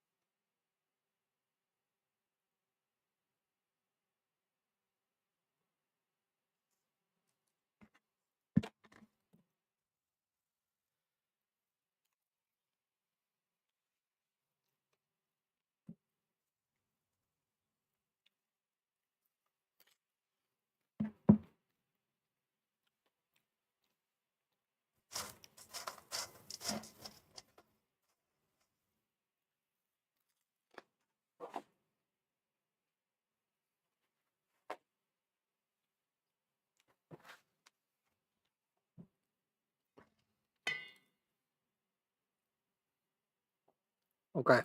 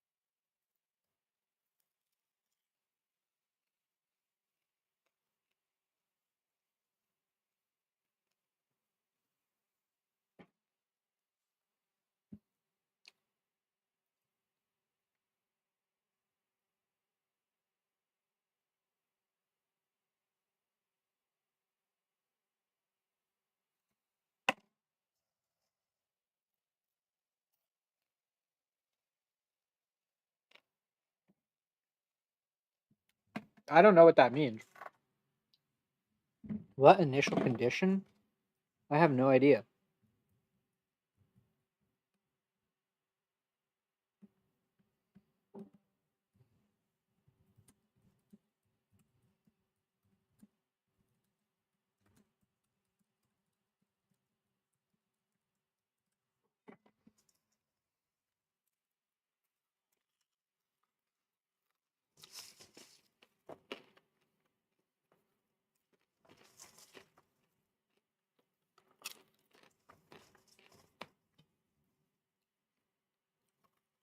Okay.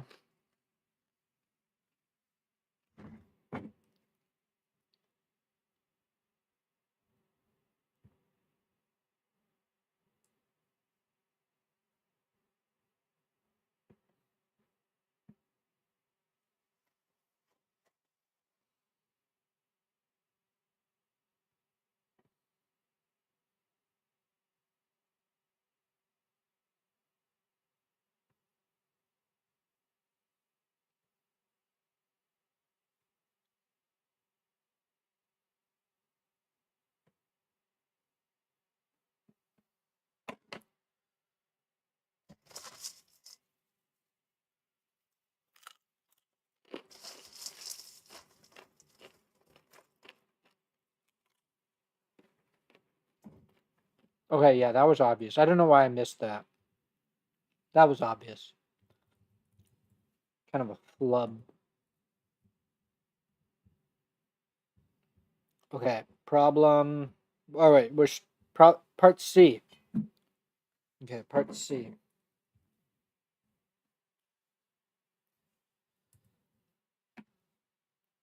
Given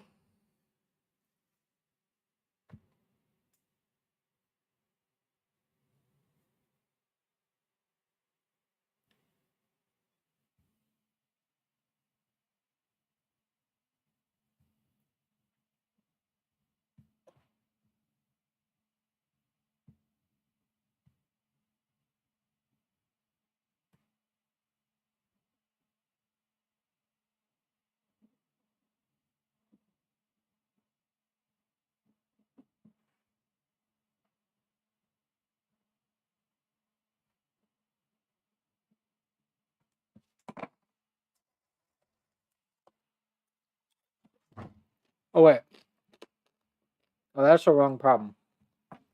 That's the wrong problem.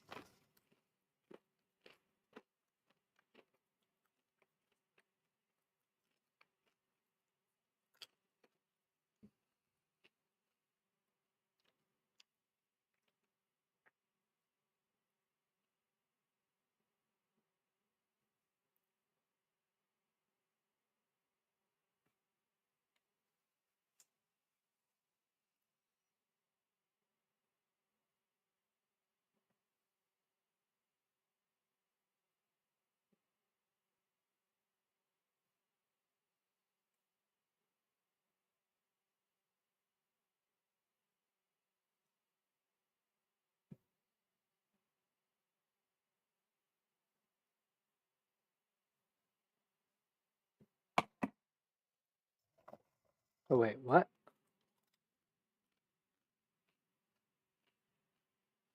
Oh.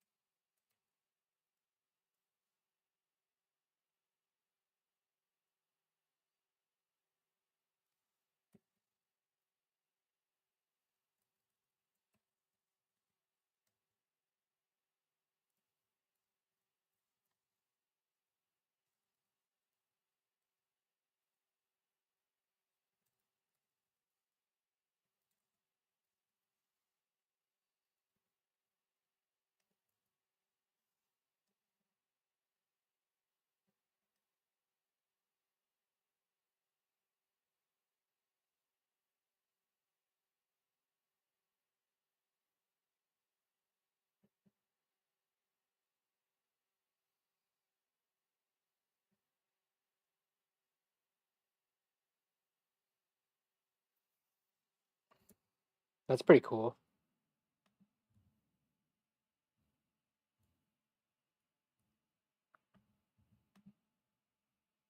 Okay, all right.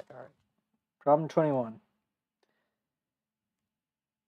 A mass with a 12-pound stretches spring 3 inches. Okay, so F is equal to KX. So X is equal to 3. So we have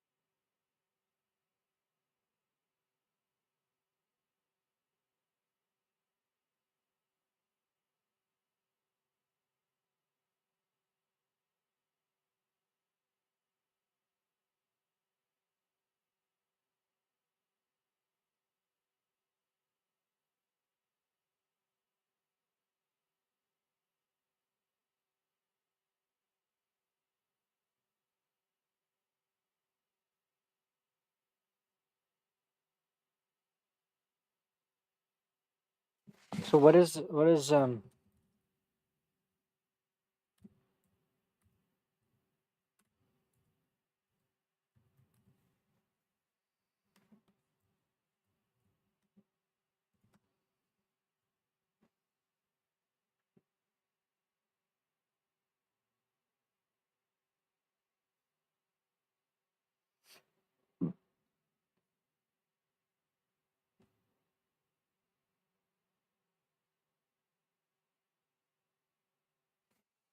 whoa, what?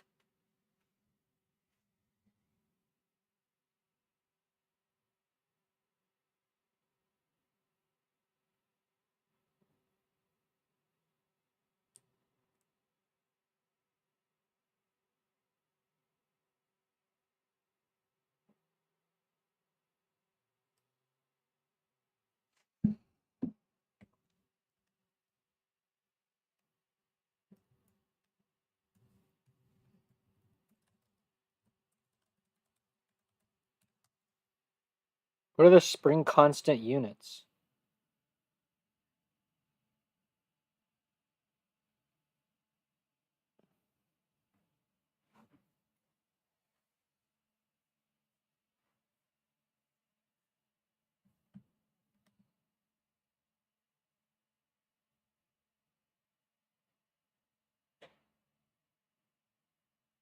The units of the spring constant are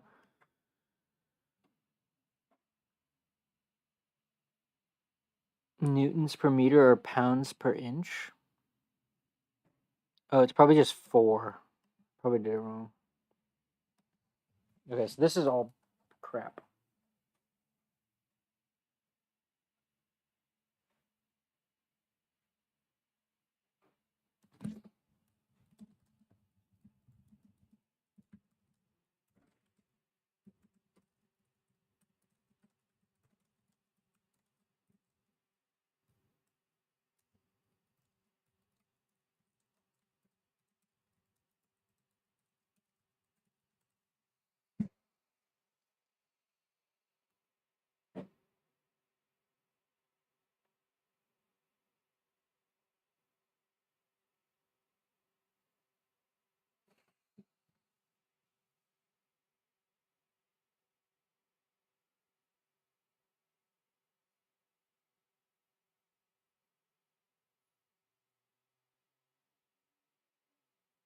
Oh, pounds is a unit of force.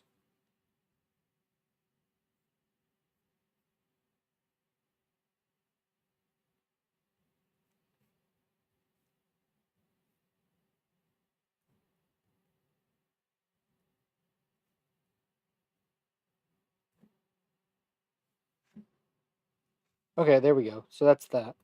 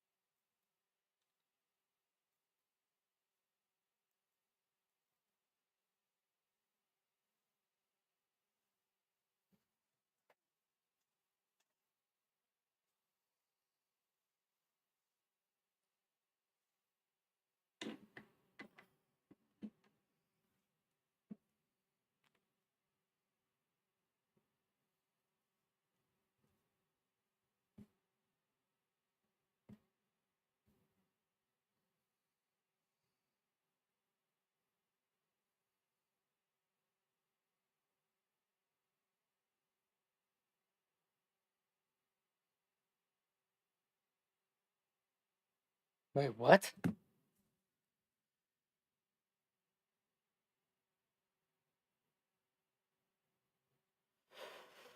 Hmm?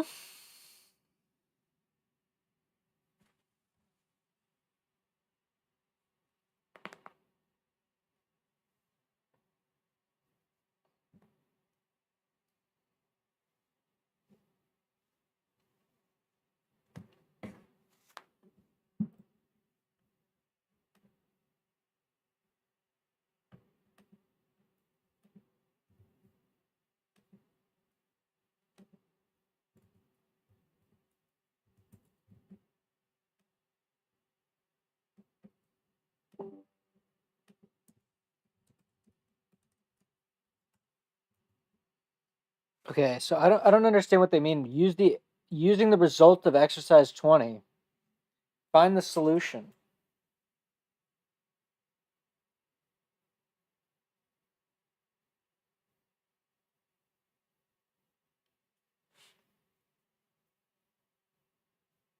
Okay, hold on. Let me just write it out like this. As a system. So if we had what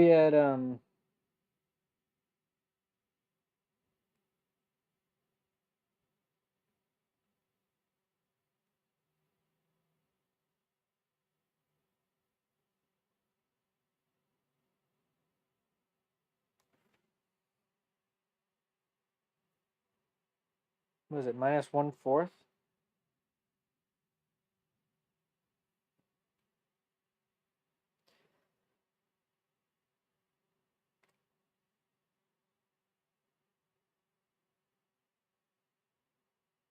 I don't know how to do this.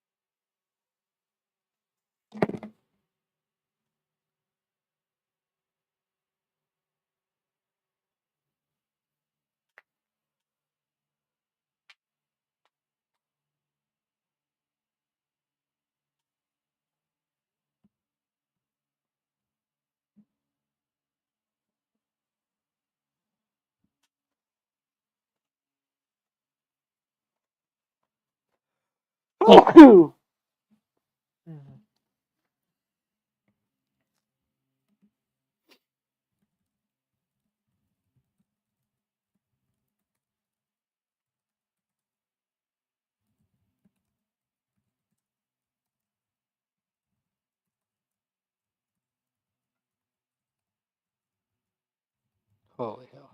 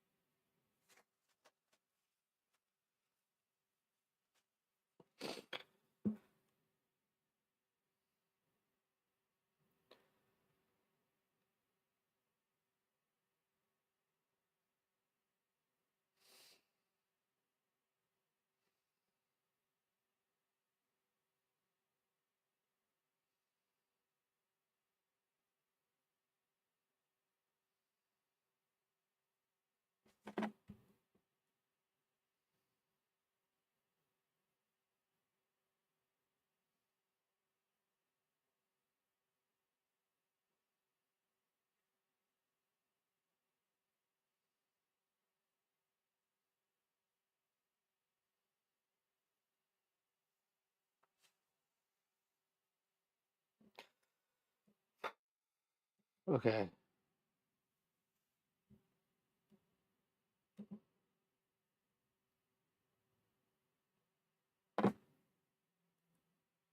That's cool. Okay.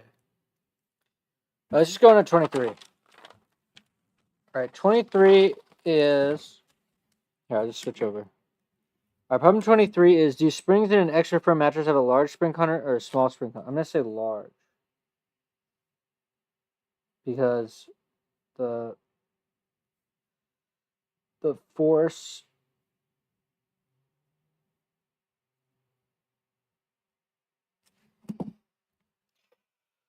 All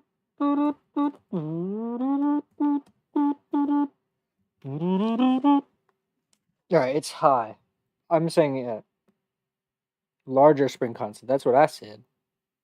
All right, 24.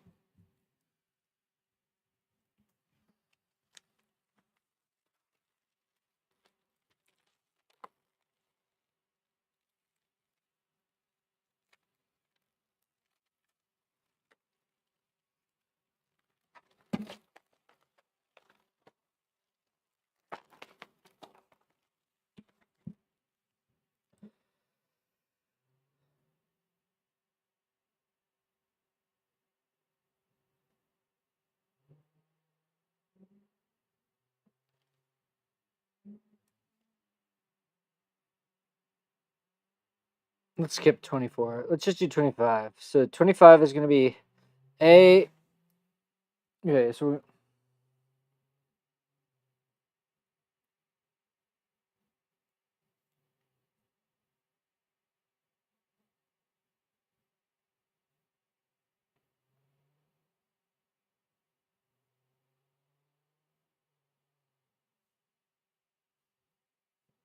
okay, so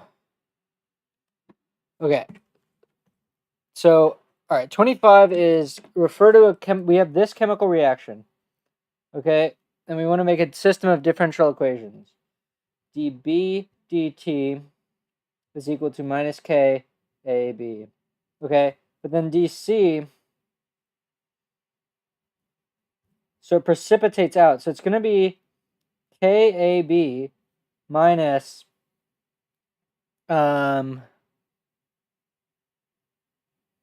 K2C. That's what I'm thinking.